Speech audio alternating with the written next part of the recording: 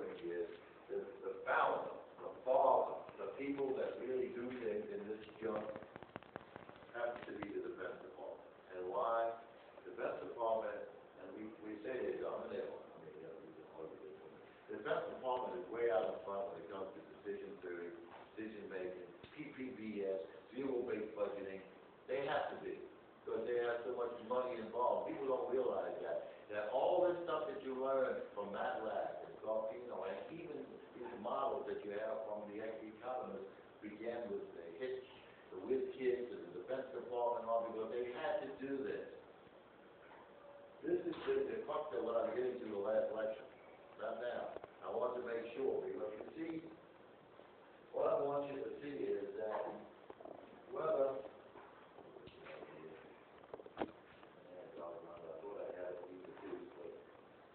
I'm right or wrong, what you're really doing is you're looking at the criteria, which I'll put up for you later. And when you take a look at this criteria, then what you're really doing is you're looking at objectives, okay? And you're looking at, do we send troops or don't we? And you base it on the criteria. This is what you should have had in policy analysis, and then you come up with why. Whether I do it, whether I don't. Based on the criterion, if this is the criterion, you never send troops to too many places. Okay. So then, what is the big criterion? The stuff that they teach you upstairs, and that is what? Color. Okay. Now, what we're doing today, all right, where are we going today? Quick review of the thing is pick up my horn, then talk about how one conducts war, and then I want to talk to you a little bit about that Fort Navy Admiral.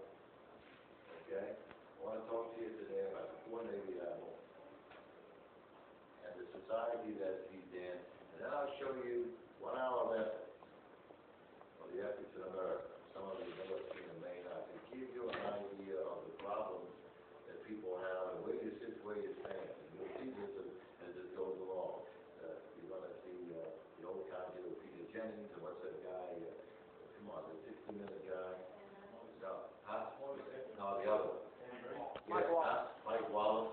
And you're going to see Mike Wallace, and you're going to see him the love of it. And then you're going to see something that I'm going to talk about now, what I feel like. You see, the Navy Admiral got into a hole. And we'll talk about this when you see this. In Oregon, they had a little problem recently where the confessional, man went to confessional, and they told them they tried to film it, and everyone jumped in because they couldn't film it, because if you film that breaks the whole institution, the whole concept. Now, what am I trying to tell you? It wasn't the two badges that the guy wore. Does he deserve it or doesn't he deserve it? If Goldstein does that, maybe he didn't know. If Gomez does it, all right. Look at all that other stuff. And now the big admiral, maybe this is filthy. And in his eyes, he had to kill himself. This is what he thought was a cause. The institution is greater than what? And once you break the institution's code, the institution is no longer any good.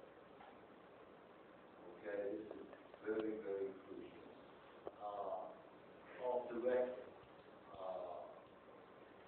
when the dean or somebody teaches and breaks the code, that's very bad. If Goldstein does it, doesn't matter. He came very close to that and followed it out in some degree. In other words, what you've got there, you've got to have trust in the what? The institution. When the institution is violated, and you'll see that you're in trouble. So people come to me and say, God, this is a battle badge. What does it mean? It doesn't mean anything, but it does mean something, because this is the top man.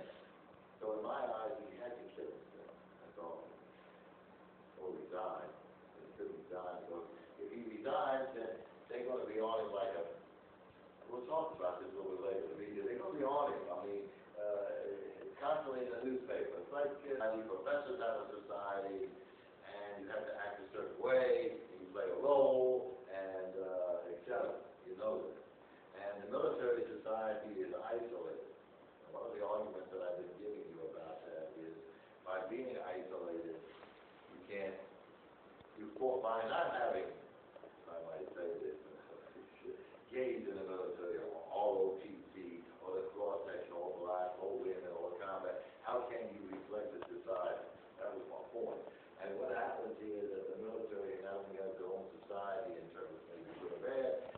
terms of what we're talking about, but they have the commissary, supposed to change, and the schools, they wear a uniform, and so this becomes thing.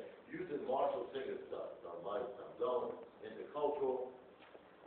A colonel from Nigeria, from Nicaragua, can better relate to me than maybe you could. Because within the military, we understand, even though the late job it is. It's fighting, it's killing, it's being in the field, it's doing it. And I don't think that we realize it sometimes. Another professor can relate to another professor, yeah, that they were in the classroom, they never come on time, they do this and that, blah, blah, blah. You know, he or she can relate better. So you do have this closed society, okay, which I tried to talk to you about, and I said, technology won't have to, it's into the idea